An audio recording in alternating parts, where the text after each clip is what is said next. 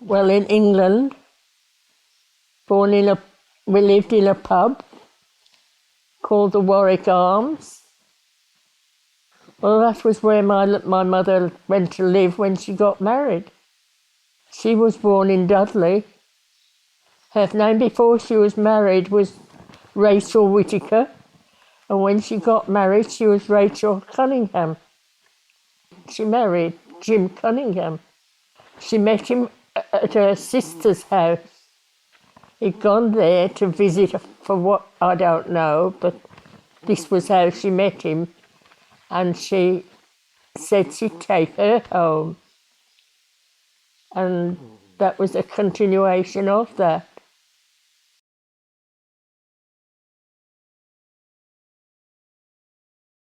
There was 2 boys and 3 girls, 5. The oldest was my sister Mary. Then there was Margaret. Then there was Jim. Then there was John. And then there was me.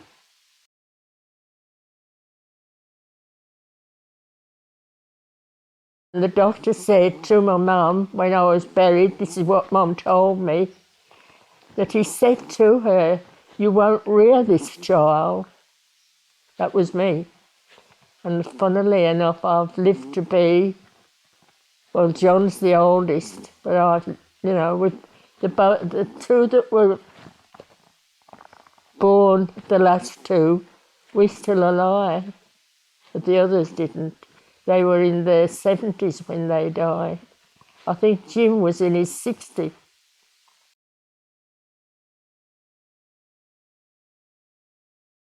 When I first made my first communion, because of the dress that I had, and I remember very clearly, more than the dress actually, that on my underskirt there was lace. And I'd never seen lace before. I was more interested in the lace on my underskirt than my dress.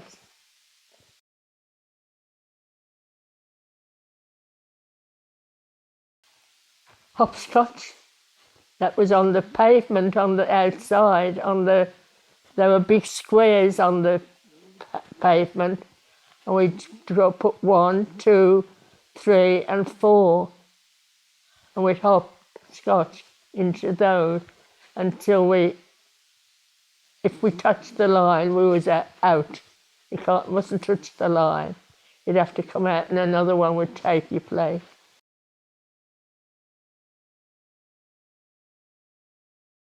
She was named Mary McHugh, and she was fat and I was thin.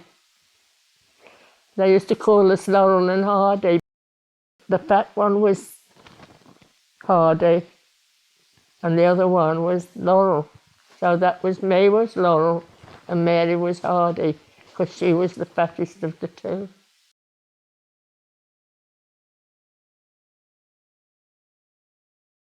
Oh, my favourite toy was a doll that went to sleep. I mean, didn't have anything like that.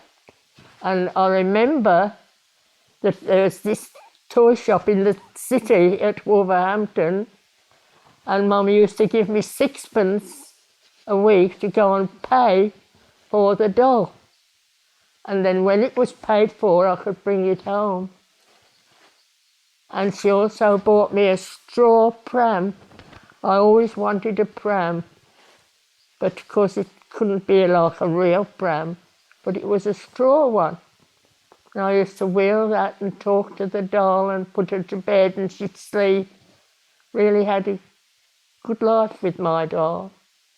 And the unfortunate thing was that Mum couldn't have the ladies in the pub part, so they'd have to come and sit in the kitchen. No, with children, that was it, with children. Sit in the kitchen with their children. And someone gave my doll that was in there for her to hold. And what did she do? But drop it and break it.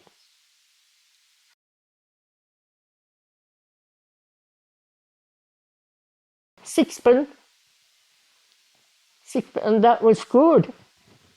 It was because we were rich. We had a pub that I had sixpence. Because a penny was they were lucky if they had a penny. They were very poor town, Anthony. Very poor area. But there was a lovely church, and it was a steepled one, St. Patrick's. On St. Patrick's Day, it was St. Patrick's School as well, which was about a mile away, or half a mile. I've got to wear something green, and I've still got something green in my drawer now. Either a bow or whatever. And we go to school to have our mark in the register, then we'd all march back to the church and go to mass. And that was when I used to show the lace on my underskirt to the ones that I sat by. Because, like I say, the dress wasn't much, but it was the lace. And then we'd have the half a day off, and we'd all go to the park. And the one time I can remember very clearly was that one of the boys that lived near the school got killed by a bus or a car or something. So that was a very sad St. Patrick's Day.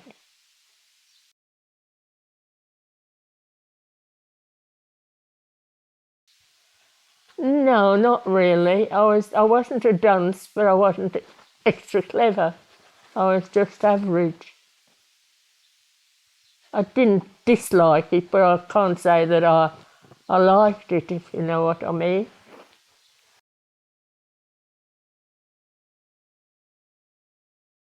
We couldn't have pets at the pub. Might have had a cat. Probably did.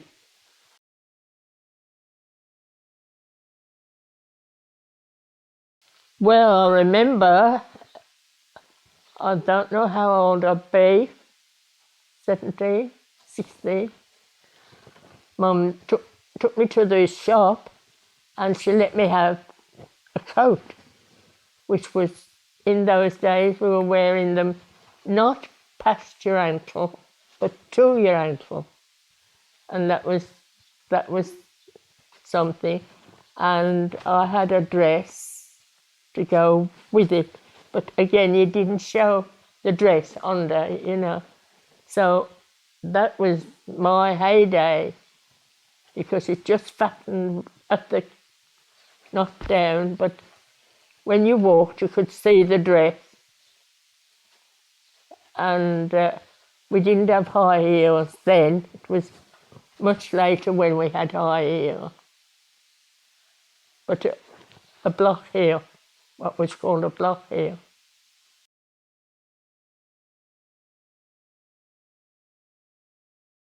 Not very often, but I did go to Blackpool the one time with my mother and my aunt. And I remember Mum bought me a ball that had got the tower and the wheel. That was the thing of Blackpool, the tower and the wheel. And I was bouncing it, and it went over into the water. The tide was in, so I lost my ball.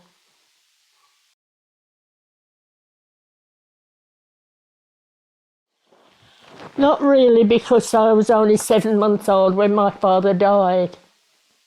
But Mum used to talk about him, and she'd say she'd got Margaret's eyes and Mary's there, but Winifred never had anything of Mum. And I used to say, well, haven't I got any? No, no, no. And one day, I don't know whether you want to hear all of this, my sister Mary, my Aunt Mary, that was Mum's sister Mary, came, and I'd just been to work. I did work then, and I'd come to have some lunch. And she came in and she stood at the door and she said, Rachel, She's the image of Jim. That was my father. So I was through very felt, ooh. And when she'd gone, I said to Mum, Mum, you've never told me I'm like Daddy. She said, you're not. That was the end of that.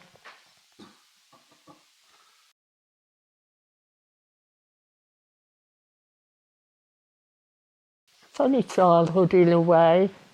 We used to have to go to bed at a certain time, and some of the ladies in the pub used to sit on the steps on the stairs, and we used to dare one another to go and just touch one of them on the shoulder and be up the stairs, and they'd be looking all around to see who it was.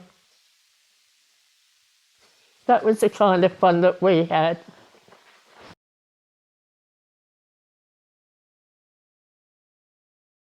My husband, which was Elijah, and I, but he wasn't my husband then, we were courting, used to take her, Joan, in the pram and walk round with her to get her to sleep.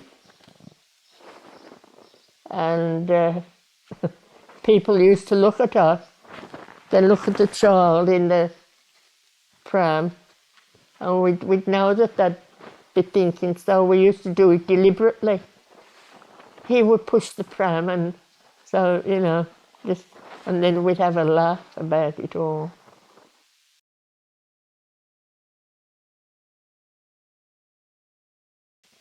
I cannot really say much about Jim. I think he sort of had his own friends, and that was it. But John was a good brother to me, my brother. We were real pals. And he used to deliver papers, and he bought himself a bike, which was a girl's bike. And he had back steps, what they were called back steps, on the back wheel that you could buy. And I used to stand on those back steps, hold his shoulders, and he would take me off to school sometimes. Mary was the mother of when we went to the park. Mary had got a watch over us. That was the oldest one.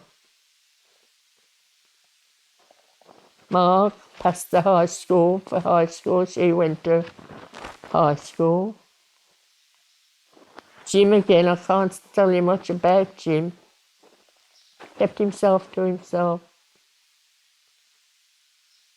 Well, by this time we'd gone to live in another pub called the Locomotive Inn.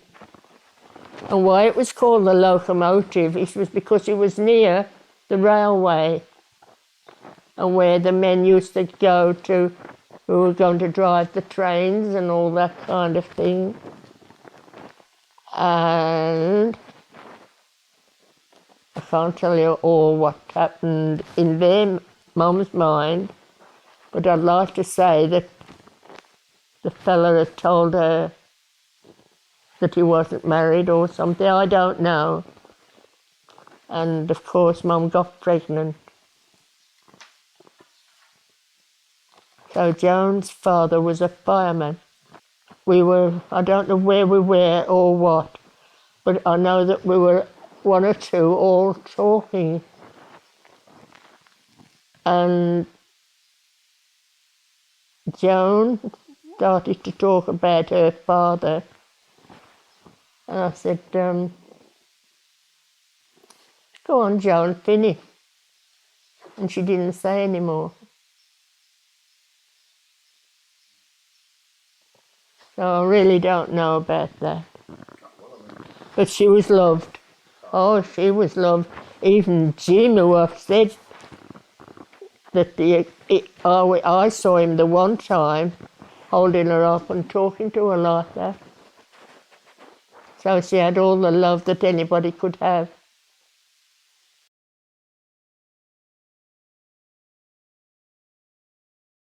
Well, I used to go and talk. This was a thing that they used to do, the girls and the fellas. Used to go into the high street and we'd talk. And if there was any fellas we liked, which say, well, you know, that kind of thing.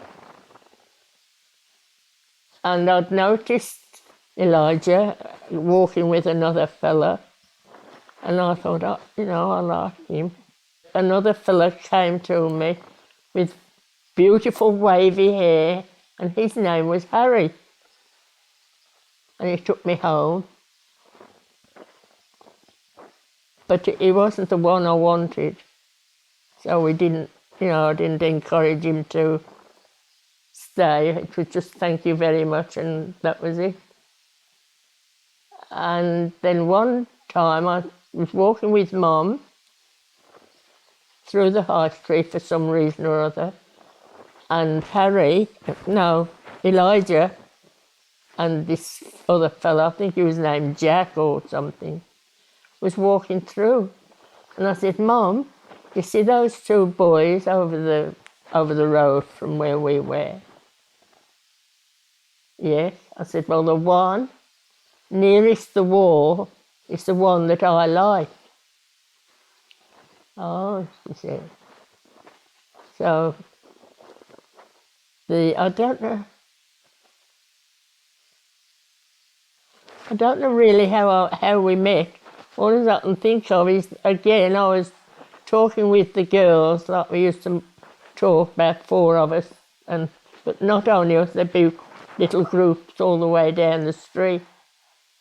And he came over anyway and said, could he take me home? And I said, yeah. Can I see you tomorrow? That's how it started. And yes, he said, well, I'll work, so blah, blah, blah, you know what time. And we continued on from there.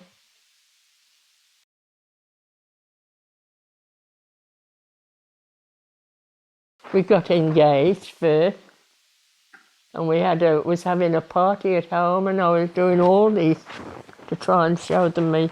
I didn't want to say, look, you know, and I kept moving my hands. And my one sister saw it. She said, what's that? Yeah, so, of course, that was the next bit to the party.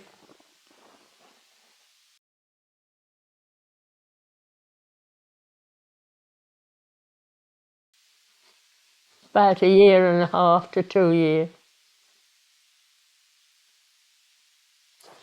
He and Jim didn't get on.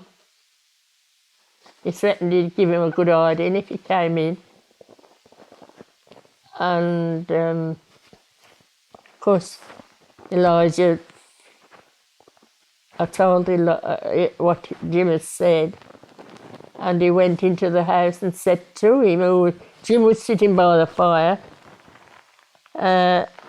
you may as well know that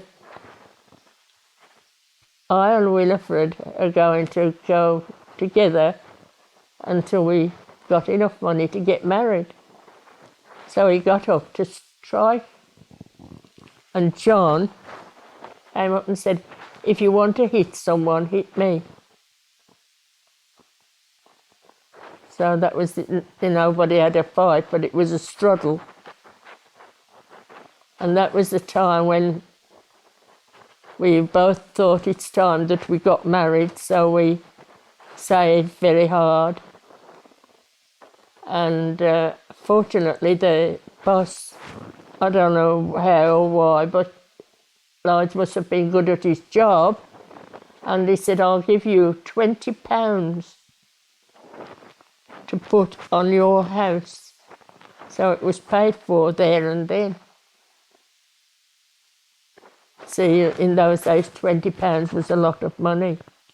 When you think, Lige would only be earning £5 something, and I'd have to work as hard as I could on a machine, and I never did quite reach the pound.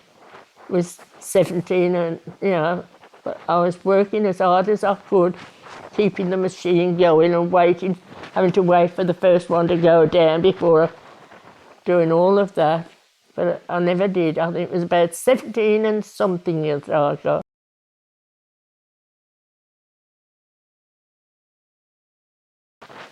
It was called lenches, and it was to do nuts on both. And I was putting the threads in the nuts. So you worked all week for less than £1? Yeah. Saturday, yes, as well. Half a day Saturday. So 5.5 days a week for 70p a week.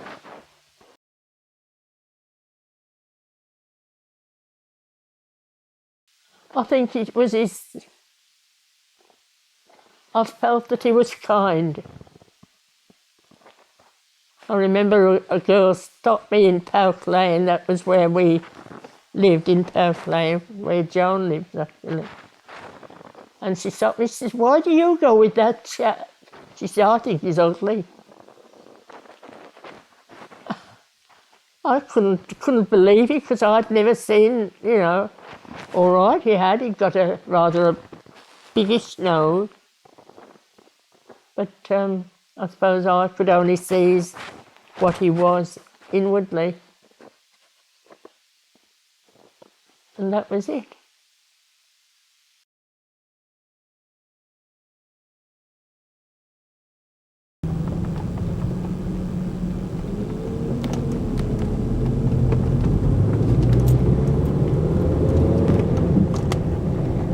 Had the house in Littleton Avenue.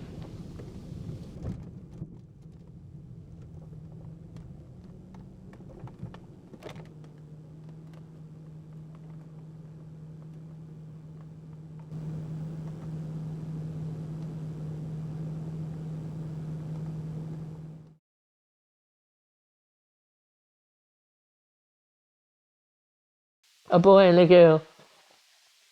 Tricia. Anthony, no, we called him Tony. Tony and Patricia. We thought that would be enough for us, I think I liked St Anthony. And Patricia, I don't know, I think I used to wish I'd been named Patricia. Something like that.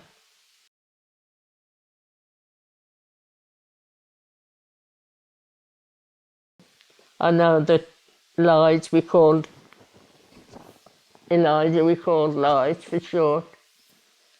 And I know that he stayed at home because I got the pains, that you have pains, and I said, I think he'd go and, because no phones in those days, well, must have been, but we hadn't got a phone. And I said, I think you better go and tell the nurse. And he got on his bike, and I can remember the name of the nurse. It was Winwood, Nurse Winwood. And she came, and I had him very quick. And I remember the nurse said to me, I said to the nurse rather firstly, "Is that all it is?" And she said, "Who's been talking to you?" I said, "Well, I thought you'd got to really nearly die." And it was through a girl that was talking to me at work. And she said, "Well, if I knew that person," she said, "wouldn't I go and give her the..." I remember that, her as a plane. I didn't have time to be scared because he was born so quickly, and no wonder, because he was always running and jumping and doing all sorts of things in no time at all.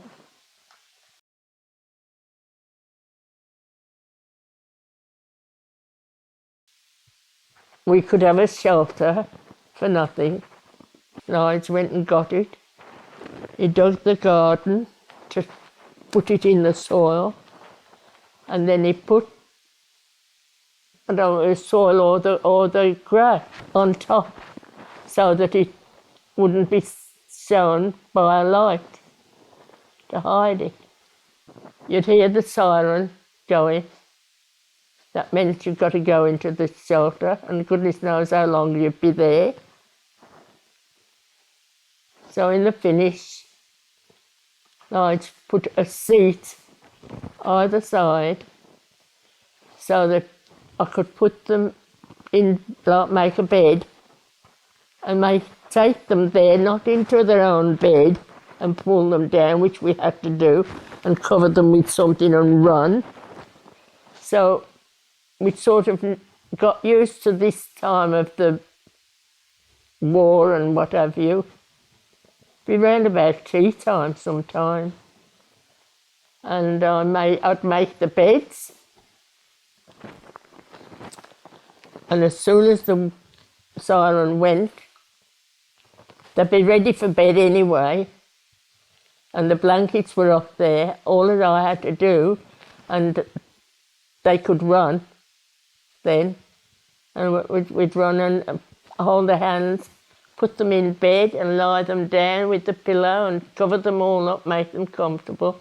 And I'd just sit on the end of one of the... And there was a flap to shut any light whatsoever. So that would be it. And I remember very, very clearly that they were definitely overhead, definitely. You know, you'd hear the drone and the drone and the drone, and you knew that it could be anybody. And that there was someone in the street that we lived in, but fortunately it didn't hit the house. It hit the outside. And then my neighbour, Mrs. Wood, and her sister, Mrs. Kingett, came running that day that night,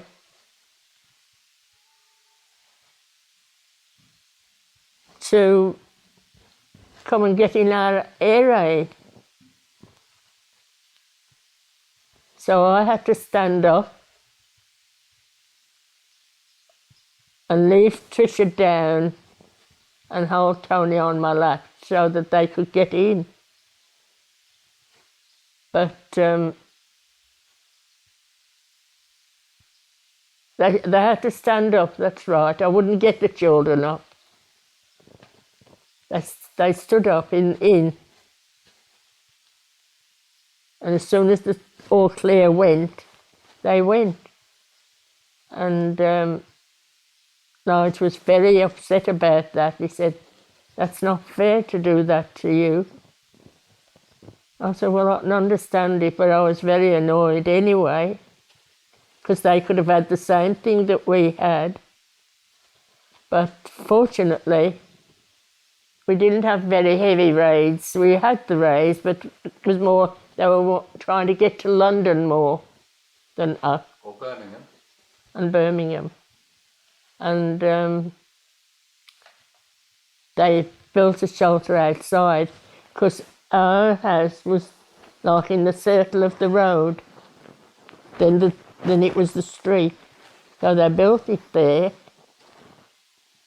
And so naturally the ones that had come running to our, they used to go in there if they thought it was necessary. It was a funny time of living, Anthony.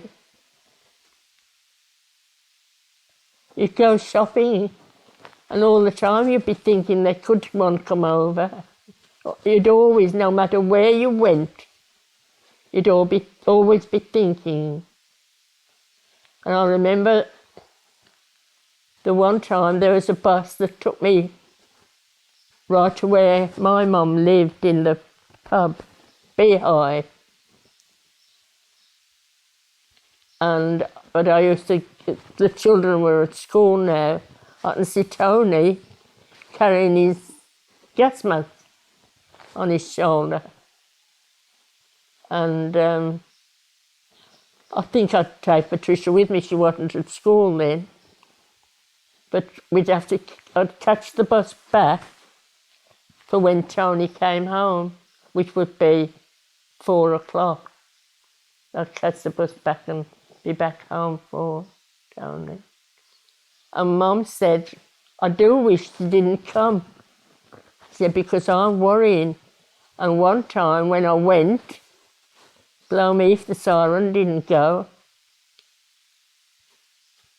but very quickly the all clear went, and that was when I said I wouldn't go anymore.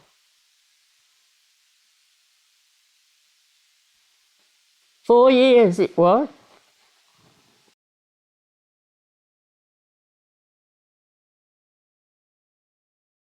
Children had green books so that they could have fruit and all the things that we grown-ups could not have. So that was good. You were rationed in your food.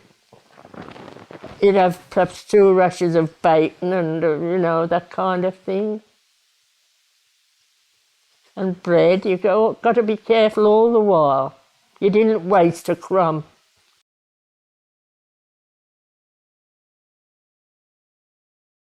1962, when we came to Australia, but I'll tell you the reason why. Tricia had met Peter, your dad, and they went together, and he'd been on a ship anyway, I forget what he was doing, and he always said that he wanted to go and live in Melbourne. And well, when they had Tracy, I thought, oh, they won't go to Melbourne now, they'll stay here in England. But that wasn't to be. I think Tracy was about 2 or 3, when he said they were going to go to Melbourne. So they went. And I know by this time I was working as a manager at a dry cleaner's shop, and I got a nice job, and we had moved into a lovely bungalow, and everything was all right. Liz was manager at Slater's, and where he'd been working all the time. And so I said, well, don't worry.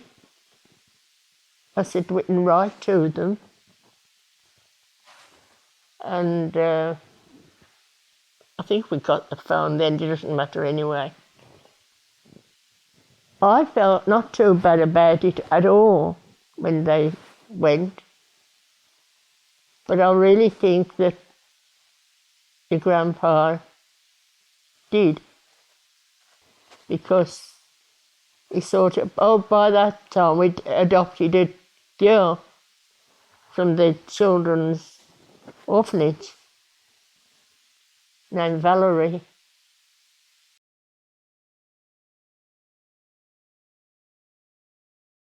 Before we went to the bungalow, it was when we lived in Littleton Avenue.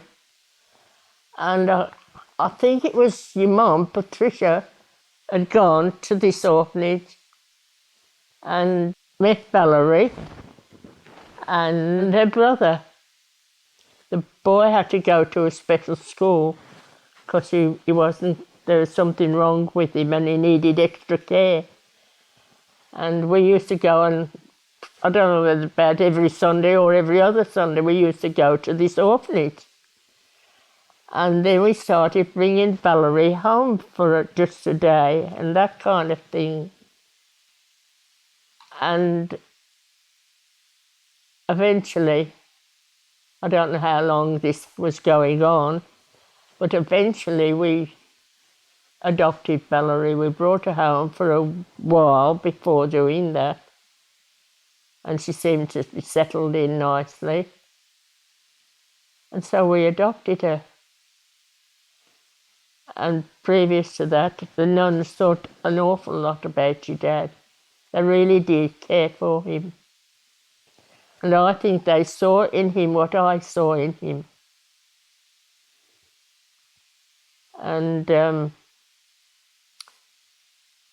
we used to go and visit, and the older nun had to go into a hospital, and she died. And I remember how sad your grandpa looked. I was sad, but I think Grandpa used to feel much more than the majority of people. Anyway, we had Valerie and we adopted her, and she seemed to settle in. The only one thing she said when she was going to school, I want to say that I'm Valerie Boswell. I said, well, Val, if you do, it'll look funny when they ask the parents to come and visit them, and we are Mr. and Mrs. Brazier, and you are Boswell. Don't you think it'd be best for you to call yourself Brazier?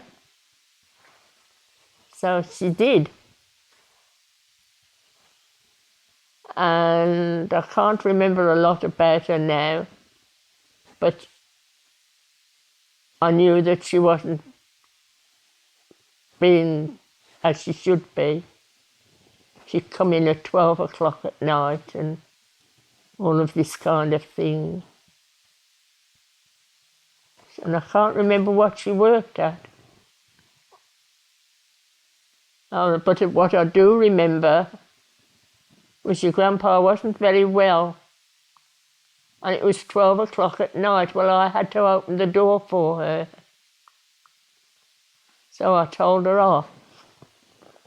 I said, well, you're not going to do this. Your dad is very ill. Well, he is ill. And you're not helping any by doing this.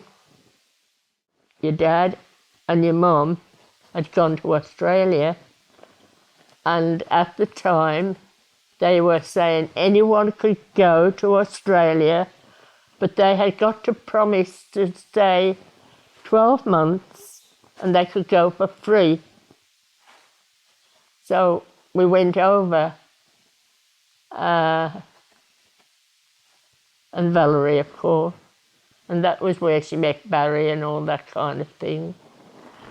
I remember that wedding because I was a page boy. And she, that's right, with a cushion with the ring on. That's right. Didn't work though. But anyway, I was glad for that because I could see the wrong side of Val before she got married. Like if she didn't care, she'd do what she wanted to do and, you know. But that's another story.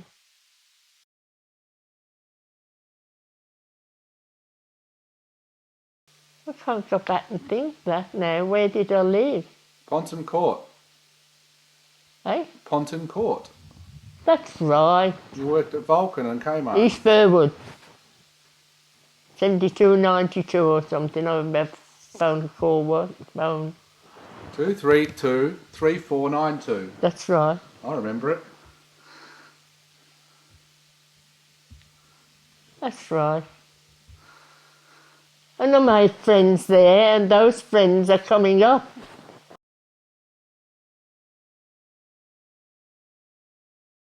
I was really worried about Grandpa because I knew he didn't want to come. He didn't really want to come.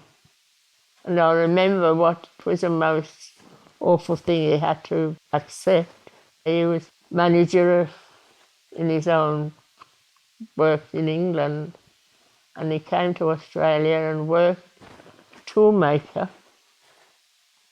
And this head toolmaker, Grandpa wanted to let them know how well he knew tool making. He'd have to go through this fella. And he said, no, he said, I'll get you a wage as high as I'm getting. He said, but no. Well, it wasn't the money he was after, it was the fact that he wanted to be appreciated for what he knew. But this fella thought they'll put him down and put him up as manager. So, you know, well, that was the first blow that he had to put up with. Nothing seemed to go right for him after that. And I remember the one time, I was with your mum then, I went into the room and he was crying. And I'd never seen him cry. And I said, "What's the matter?" "Nothing, nothing." "Look," I said, "well, if we have to pay the full fare, because if you went back before the 12 months was up, you've got to pay the full fare." I said, "We'll do that. If you want to go back, we'll do that. I promise you we'll do that. And I can work as well as, in a balloting shop." And he just shook his head. And all he said was, "I wish we hadn't come with." That's all he said. But I cannot leave Patricia. He loved her a lot. And anyway, Tony and Dorothy came over, and then he did say, "I feel better now, we're all a family together again now." But I really know, and I do know, that he never was as happy as I'd known him.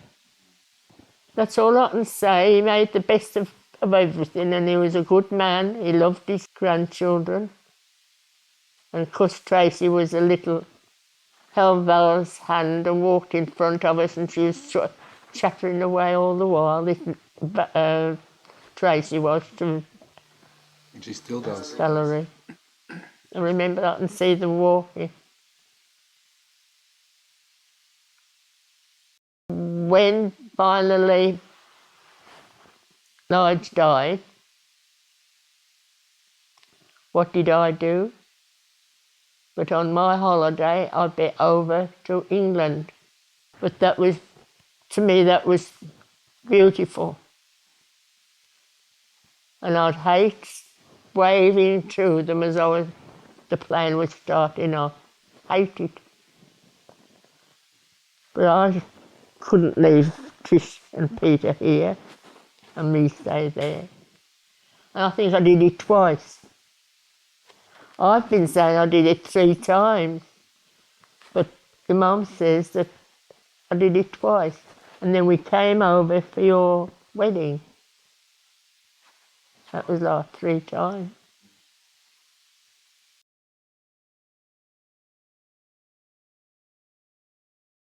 Now I do, yes, I love it. But like my husband, I wasn't very keen. If Trish had have said we're going home, I would have rejoiced. Because it is a big thing, that you've lived and had it, and I often think to myself, I think that's what made my husband die young. Maybe not. But he was never really happy. He sort of put up with it, if you know what I mean. But he did love going to see these nuns.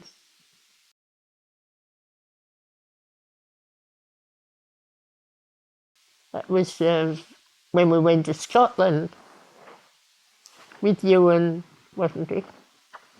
No, what was it then? You were Joan when you broke your arm, weren't you? Hasn't done a bit of good. Weren't you at Joan's when you broke your arm? That's right.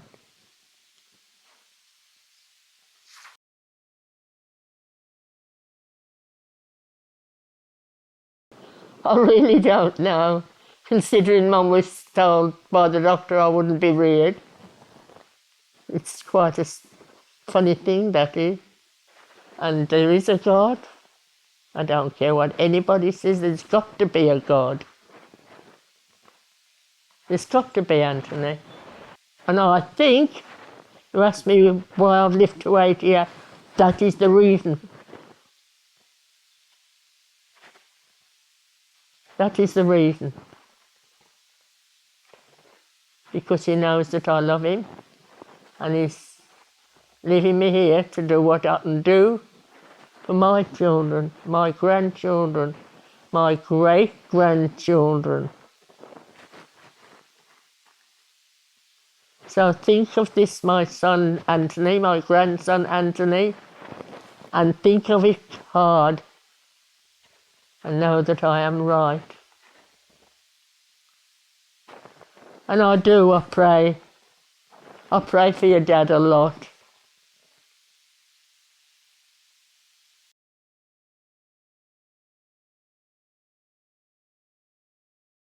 I like to read. I've got books there that are someone writing what God meant to that person. And he's writing his life as he's going along. And I remember not long ago, one of the days, I was reading it, and I said, Lord, I do wish I could have wrote a book like this. I talk to him a lot. In my mind, I don't talk it out loud. I talk to him a lot. But I can prove it in so many ways, little ways. I've probably lost something that is important to me. And Winifred starts to look for it herself. And then I think, oh, please God, help me to find it. And it's just as if he takes my hand right to that place where it is. And that's the truth. And I don't know whether you've ever seen the one, I can't think that you might have, but I will show it to you. I'm sure you'll be interested. I hope you believe in God. Don't. I don't know. There is a God, you know. You think, Anthony, somebody got to start us. We didn't come up out of the earth. Could have been aliens from another planet. No. It's somebody got to be there. It's somebody got to.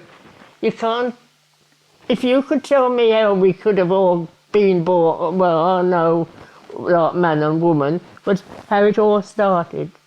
How? Well, doesn't it tell you there's got to be a something? Doesn't it tell you that? Don't keep shrugging. You've got to. I don't know then. I don't know what I believe. Well, you got married in a church. No, that was for you. It was a nice church.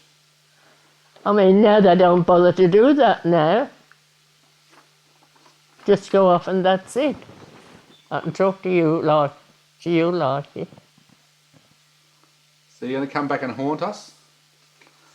No, I'll be saying, no, you, Lord, and I'll say that now. I was just going to say, you, Lord, and I'll say, well, Lord, it's only you that can do it. And I think, well, I'm telling our Lord even now, what will I do now? So I say, all right, Lord, I'm sorry for trying to tell you what to do.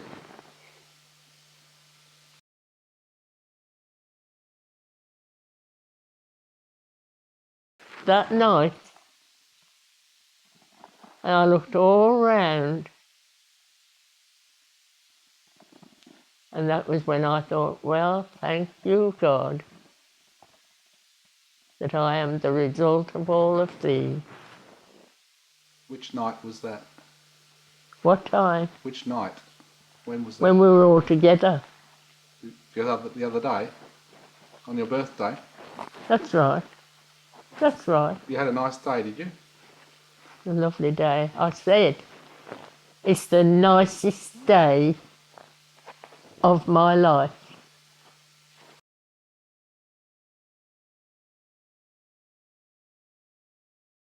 Well, like when I saw all of you there, I was very proud then.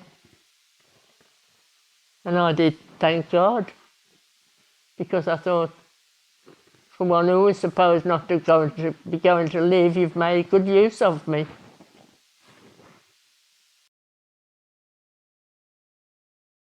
I would like to be recognised as a person who loved you all, not one more than the other.